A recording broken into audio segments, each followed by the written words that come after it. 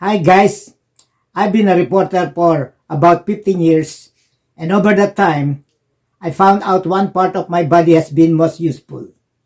It is my eyes. They help me see what I need to see in order to cover news. Journalism is predominantly a visual medium. In the world of journalism or news reporting, a reporter must possess a combination of skills and knowledge as well as good eyes and ears to effectively report or write news. But then, if you're blind, can you be a reporter? And will news media hire you or even take a chance on you? Sometimes or most of the time, the answer may be discouraging. In the past, blind individuals in journalism were not new, but they were very uncommon. Helen Keller, a blind author, and Ray Charles, a blind musician, both were writing or wrote their experiences or other things in relation to disability. But we're now in the 21st century where news reporting is characterized by rapid technological advancement, evolving audience preferences, and significant challenges. So how will blind journalists fit into the news industry and become purveyor of news? Surprisingly, there are more disabled journalists now than they were in the past. Despite their vision being their greatest professional challenge, they have managed to overcome it and are just as productive as those with normal vision. These days, blind reporters are becoming more prevalent and the news media is actually absorbing more of them. I am bringing you now two prominent blind journalists who have achieved success in their line of work, dispelling the myth that being a reporter is more about eyesight.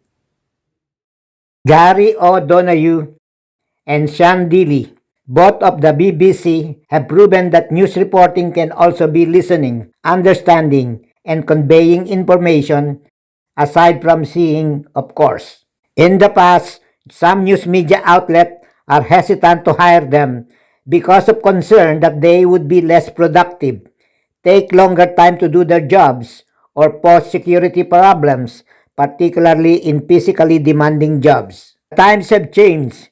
Even attitude towards people with disabilities are also evolving. Doors have been opened. Media outlets that were formerly used to be exclusive are now getting more inclusive. Abled individuals wanting a career in journalism are getting hired and are given their chance of a lifetime in a career that should know no barriers. Gary O'Donoghue was born partially blind but became totally blind at age 8. He started his career in journalism at BBC Radio 4, then became a Washington-based political correspondent for BBC. He is now based in the UK, reporting on political developments. His reporting of the 2021 storming of the US Capitol in relation to the alleged fraud committed during the 2020 presidential election, where Donald Trump alleged that the election had been stolen from him by the radical left Democrats. Gary's calm and precise account of the events provided clarity to audiences during a moment of national crisis. Probably about half a dozen shots we heard. However, during and right after Trump's assassination attempt on his life in Pennsylvania, Gary was still reporting on the ground while people in the background were already seen walking around him, which somehow had drawn mixed reactions about him, who didn't know that he is blind. But despite that, Gary over the years has persevered and become known for his sharp political analysis and in-depth reporting. Sean Dilley is another blind news correspondent also for the BBC. He has been blind since birth. Unlike Gary, he uses a guide dog. He used to work with the ITV News and the Sky News and had done a number of freelance work with various media outlets. Sean brings authenticity and human connection to every story he reports. The clarity of his thoughts and the opinions he provides shape the current and developing news he reports that distinguishes him from many reporters. You would even wonder how he's able to have those insightful opinions and amazing thoughts when the fact is he is blind.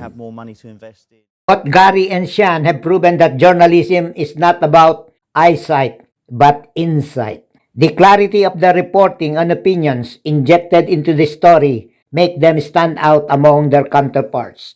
Among the biggest clashes, I think, was the issue of immigration, and this is a point within the party. Some people believe that immigration should be a hardline issue. Some people believe there should be compromise. More money to invest in things like public spending down the line. So, of course, there were very two clear philosophies. If you like, the coalition, of course, we look primarily here to the Conservatives. They stood on a ticket of saying, look, we will cut now. So you get what you pay. Through their voices, they have demonstrated that true journalism doesn't rely on vision alone, but also on the ability to perceive the truth. News to them is not what they see, but how they understood it.